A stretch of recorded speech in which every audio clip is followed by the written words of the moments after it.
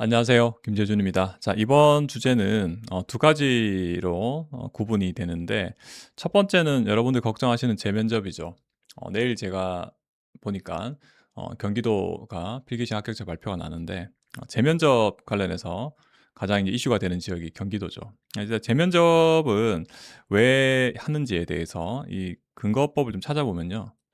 일단 지방 공무원 임용령 제 50조의 3에 보면 그 근거가 있어요. 그래서 50조의 3 제 2항을 이렇게 같이 보면은 이렇게 돼 있어요.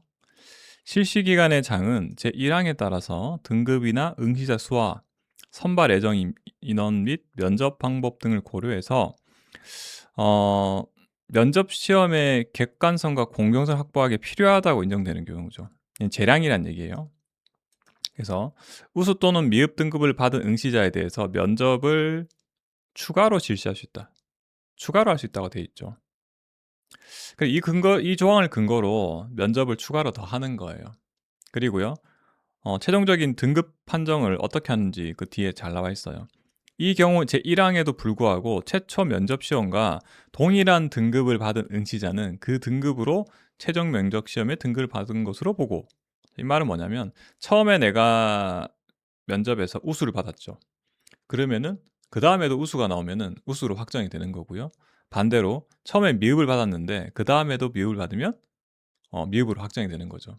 그럼 보통 받은 사람은 이제 추가 면접을 안 하겠죠. 즉 재면접을 안 한다는 얘기고, 우수랑 미흡만 추가 면접을 실시할 수 있는 거죠. 우리가 그래서 여러분들은 이제 재면접 이런 얘기 하시죠. 다시 본다고 면접을.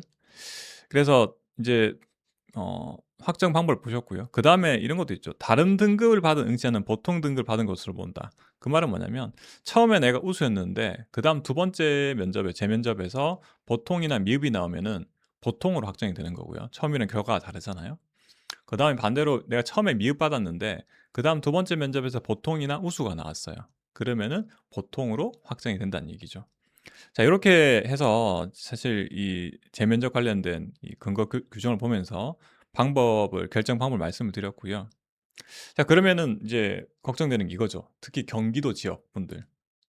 경기도 지역은 지역마다 시기에 따라서 좀 이 재면접 비율이 좀 많이 달랐어요. 제가 기억나는 것만 말씀드리면 아마 재작년이었는 걸로 기억이 나는데, 그때 지방직 면접 볼 때 성남시였나? 작년인지 재작년 정확히 기억이 잘 안 나요. 비율이 엄청나게 높았어요. 재 면접 비율이. 그래서 제가 이제 제 면접 강의 수강하셨던 분도 재 면접이 나왔어요. 거의 그때 제가 그분한테 들어보니까 재면접 때 거의 한 30%? 30% 가까이가 재면접이었어요. 뭐 우수 받은 사람을 다시 검증할 것 같지는 않고요. 보통 미흡 받은 사람을 다시 검증하는 경우가 좀 많아요. 그래서 성적이 높은데도 불구하고 이제 다시 면접을 봐야 되는 상황이 발생한 거죠. 자, 그리고 이게 또 기억이 나는 게 좀 주의하실 게 있어요. 재면접이 나오면 그 두 번째 다음 면접 재면접 그 시기가 굉장히 가까워요. 그 내용을 전달받고 나서 며칠 있다가 바로 면접을 보러 가셔야 되거든요. 그래서 준비할 시간이 사실상 거의 없다고 보시면 돼요. 며칠밖에 안 되기 때문에. 자, 그러면 여러분들 애초에 사실 재면접을 대상이 안 되는 게 제일 좋겠죠. 물론 이제 성적이 내가 필기 시험 합격 컷인데 다시 면접 보라고 전화가 왔죠. 그러면 이제 여러분들이 기회가 되는 거고요. 내가 성적 보니까 딱 봐도 1배수 아닌데 다시 전화가 왔단 말이에요. 다시 면접 봐야 된다고. 아, 그러면 이제 여러분들 이제 긴급 상황인가 긴급 상황. 자, 일단 그리고 재면접을 했을 때 그러면은 처음에 미흡이었어요. 예를 들어서 그냥 구제될 가능성이 있냐?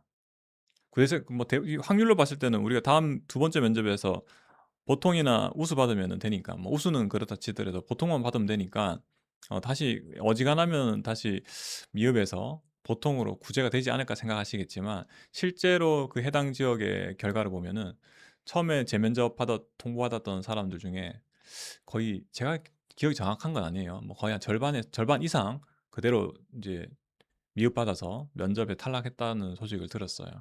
그걸 들으면 느낀 게 어떤 거냐면, 일단은 그 원인을 좀 생각을 해보면 처음에 면접에서 미흡받았고 그다음에 다음 면접관들도 이 사람이 이제 재면접 대상인 거 다 알고 있거든요. 날짜가 다르기 때문에. 그러면은 좀 검증을 철저하게 할 거란 말이에요. 그리고 검증을 하면서 이 생각이 들 거예요. 앞에서 우리 동료 이 사무관들이 미흡을 줬으면은 분명히 기본적으로 이유가 있을 거다. 그래서 이제는 다른 결과를 줄 만한 명확한 역량을 보이셔야 되는 거예요. 쉽지가 않죠. 그러다 보니까 보니까 이 생각 드는 거죠. 면접 처음에 미흡 받았고 그다음 또 왔는데 보니까 '이래서 미흡이었구나.' 또 미흡 준단 말이에요. 그래서 여러분들이 특히나 뭐 처음부터 안 받으면 제일 좋긴 하지만 미흡이라서 재면접 통보를 받으셨으면은 그 며칠 시간 동안 정말 중요해요. 그 시간 동안에는 여러분들이 하실 수 있는 건 다 해 보셔야 돼요. 할 수 있는 거는. 합법적으로 할 수 있는 건 다 해 보셔야 된다는 거예요. 면접 연습 철저하게 하시고 제일 먼저 사실은 해야 될 것은 내가 첫 번째 면접에서 왜 미흡이 나왔을 거인지에 대해서 철저하게 복기부터 먼저 하셔야겠죠. 자, 되돌아보세요. 내가 해당 면접에서 어떠한 답변을 했고 과제 작성은 어떻게 했고 어떤 내용을 했고 해당 질문에 대해서는 어떻게 답변했고 다 복기하셔야 돼요. 제일 먼저 하실 거는. 다 써 보셔야 돼요, 이렇게. 바로바로 써 보셔야 돼요. 고민하시면 안 돼요. 그게 제일 중요한 거 아니겠어요? 처음 면접에서 미흡이 나왔으니까 그냥 '다음에 적당히 다시 더 해 봐야겠지.' 뭐 이렇게 안 되잖아요. 그냥 걱정만 보통 많이 하고 계시거든요. 근데 그게 아니라 일단은 처음 면접 봤던 모든 상황을 다 복기를 하셔야 돼요. 며칠 안 됐기 때문에 다 기억이 나실 거예요. 오래 안 됐으니까. 그러면 다 상세하게 최대한 기술하시고요.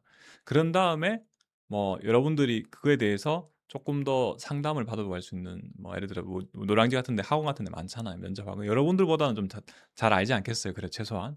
그런 분들하고 최대한 빨리빨리 상담 받아 가지고 빨리빨리 피드백을 받으셔야 돼요. 그거에 대해서 개선할 수 있는 방향에 대해서. 그거 안 하고 그냥 걱정 마시다가 며칠 만에 다시 면접 들어가면 똑같은 게 또 나와요. 그래서 다시 말씀드려요. 재면접은 안 받는 게 좋은데 혹시나 재면접 상황이 발생하면은 무조건 첫 번째 단계는 철저하게 첫 번째 면접 상황에 대해서 다 복기. 음. 면접관들이 뭘 물어봤고 난 어떻게 답했고 내 자세는 어땠고 이런 것들 있잖아요. 말투는 어땠고 이런 것들 다 꼼꼼하게 복기해 가지고 그다음에 이 개선 방안에 대해서 전문가들하고 좀 컨설팅 받아 보시고 좀 잘했으면 좋겠어요. 좀 많이 안타까운 게 뭐냐면 실제로 이렇게 재면접 받고 나서 그렇게 적극적인 액션을 못 취하셔 가지고 그냥 그대로 많이 가셔 갖고 다시 결과 똑같이 받으신 분들 참 많거든요. 그래서 요런 것들 좀 주의하셔 가지고 재면접 상황 잘 좀 극복을 하셨으면 좋겠고요. 뭐 여러분들 아시는 것처럼 보통 경기도 지자체에서 이런 경우 많고 다른 지방자치단체도 이 등급 규정을 그대로 적용이 되기 때문에 재면접이 나올 수가 있어요.